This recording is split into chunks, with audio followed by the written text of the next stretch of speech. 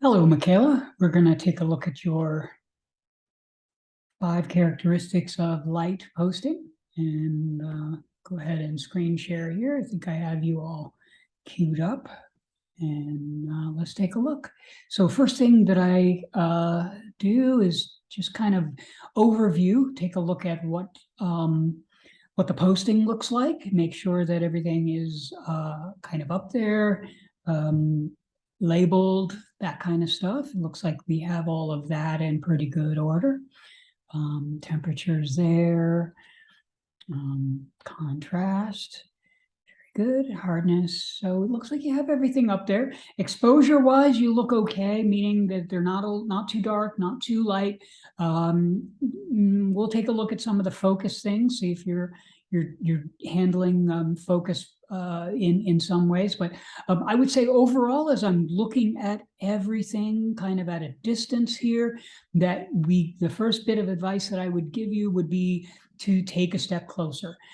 You are addressing some of these objects in here a little bit, where you're getting things up into the frame, allowing things to kind of break the picture plane compositionally, meaning things are running off the edges and things. But really, the strategy to be able to break these objects down into shape, form, tone, texture, into basic design elements is to sort of see them as just those things, as shape, form, color, tone, texture, those kinds of things, and not objects. To do that, the easiest way to do that is to really just get in close. It's not the only way to do it. There are certain other compositional strategies that you can use, but the most straightforward way, and the way that I've been encouraging everybody to do, is to just step in and get close. Some of the objects are going to be out of focus. That's okay. What it's going to do is it's going to immediately sort of get you into looking at the objects in the right way, meaning the way that we're hoping you do. And that is positive and negative space. You're not going to just look at the objects, you're going to look at the space between those objects and see how that's interacting with it. As soon as you let things run off one side or the other, that's how you start to activate that negative space. When you have stuff that's sort of floating right in the middle of the page like this, what we wind up with is basically objects floating in space. Here, let me go back. I guess I didn't hit the eyeball. I hit your edit thing. Here we go.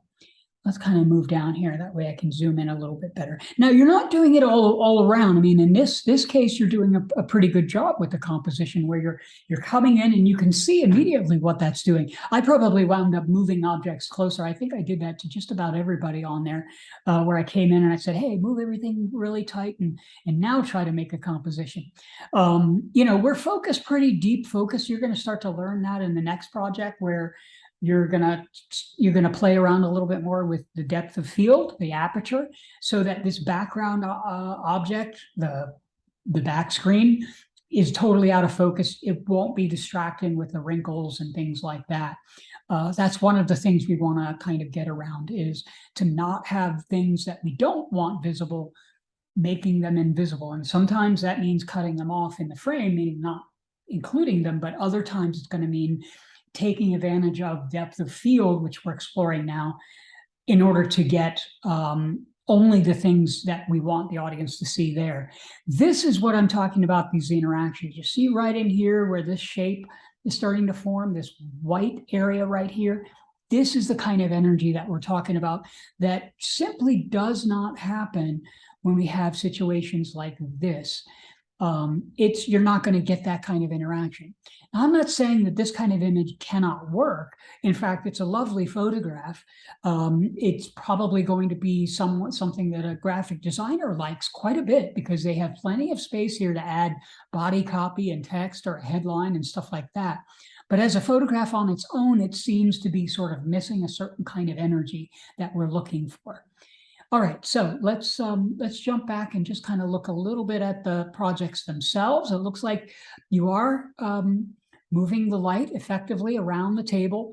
Believe it or not, this is one of those things that that can sometimes get lost, just exactly the project itself. We get concerned about the photographs, we get concerned about what else is going on, the camera, the tripod, whatever. We forget we're actually just moving a light around the table and making photographs. It's very simple, but it's super important because direction is the start of lighting. It's the key light. It establishes pretty much the tone and the mood of the photograph itself. And it looks like you've got that down pretty well. As far as at least identifying that we're moving things around. When you get that second light in, that's where it gets a little bit more of a challenge. You are balancing them fairly well. I'm not seeing an overwhelming sense of it. You see here at 1 to 3, you're doing a pretty good job. We are still getting a little bit of what's called the butterfly effect, and that is where we have a dark shadow here, and we have a light over here and a light over here. The way we minimize that is bringing this fill light, which is over here. This is your fill. This is the key. I can tell because the key looks brighter than the fill. The fill is over here, which is softer. Is moving that fill light a little bit over to the back, which what it's going to do is, if you can, hopefully you can see the little finger here that I'm using. It's going to take this light, which is kind of bending around this much right now, and it's going to take it and make it smaller and thinner.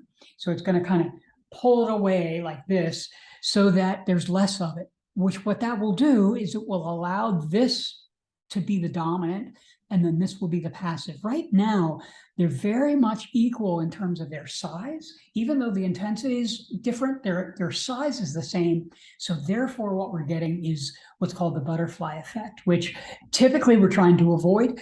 I say typically because not always. I want you to pay attention to this, though. This is a consequence that we oftentimes don't think about, but this is really kind of cool. The way that light will filter through one set of objects and create shadows and patterns in another place. Imagine if these objects weren't even in your photograph and this is what you were making an image of. Suddenly now you have patterns that are completely foreign to the audience. They don't know where they're coming from, but they're there. Also, the beauty of this kind of stuff where you're doing what's called a rim lighting, that works very well. All of it may or may not have been things that you saw directly, but they're working quite well. That aside, again, stepping a few steps closer really would have made a big difference here. Temperature, we're meant to explore a variety of color settings.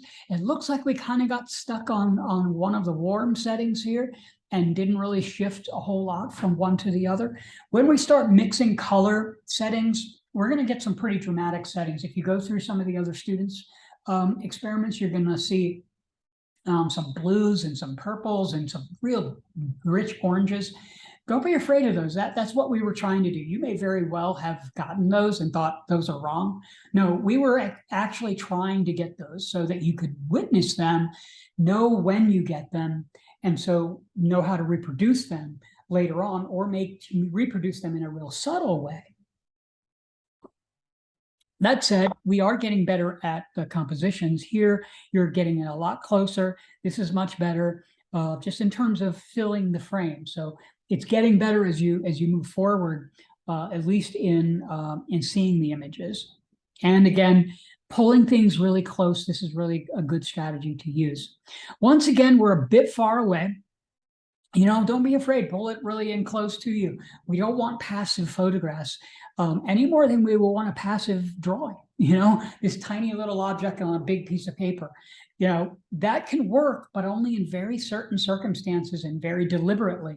In photographs, we want to kind of be much more active to engage the audience. There are cases where we might want that kind of distance where we're trying to establish like an environment or trying to establish this sort of separateness to the objects and the subjects, but this is not one of those cases. So although looks like you are using some of the reflectors, you've got the reflector over here, you're filling in the light quite nicely, stuff like that. It's still, we're a bit far away. This starts to become a bit more about a cup with some you know, forks and spoons in it rather than shapes and objects or just, you know, abstract light, which is pretty much what we were going for. Also, we're not moving the objects around a whole lot. really reset and kind of think everything. You've got the light a little bit close here. When you start to see that in your image, that usually is not a good idea. It takes a real sort of sophisticated hand to be able to make this work when you have that kind of flare in there. This is an advanced thing to try to do to try to make this work. I would suggest maybe later on coming back to it. It's really a cool thing if you can get it to work, but it takes some time to get a handle of, to be able to use it in a way that is really effective and doesn't feel like maybe an error. So I would suggest kind of maybe avoiding that for now, and then kind of coming back to it as you get better into it. Again, because these objects are far away from you, they're sort of pushed back on the table. Again, what's happening is you're trying to focus back here, and what's happening is the background's coming a little bit too in focus, and so you're getting these wrinkles and things like that. So all of that can be improved. All of those things can help you. And I'm not saying these things to to criticize or to kind of come down on your photographs. Actually, I think they have quite an interesting quality to them. There's a sort of a solitude to them. There's a quietness to them that I think is quite lovely. I just need a little bit of compositional improvement, just a little bit more attention to detail, and they really kind of come together. What I'm really interested in is helping you understand, even just a step beyond some of these projects, experiments into how you might be able to develop that visual voice. Photography is a wonderful medium to do that because it's something that we're connected to, we as human beings, because it's largely the way that we see. And so our photography is, in a way, telling the world this is how we see things visually. And so we want to develop that, but at the same time, we want to develop it in a way that is very sort of sophisticated and that can communicate to the broadest audience. And so that's what we're really trying to do here. I'd be happy to talk a little bit more about some of the things that I brought up here. You'll have plenty of opportunity to do some resubmits, that kind of thing, if you feel like you want to kind of do a couple of redos on any of those. Those aren't due anytime soon. You can do all the way to the end of the term, although I do usually suggest before Thanksgiving to have them done. But I'll have your grade forms to you and stuff like that, and you'll be able to see what you've got. We can talk about whether you need to do any kind of resubmissions and that kind of thing at that point. All right, well, we'll talk to you soon. Bye-bye now.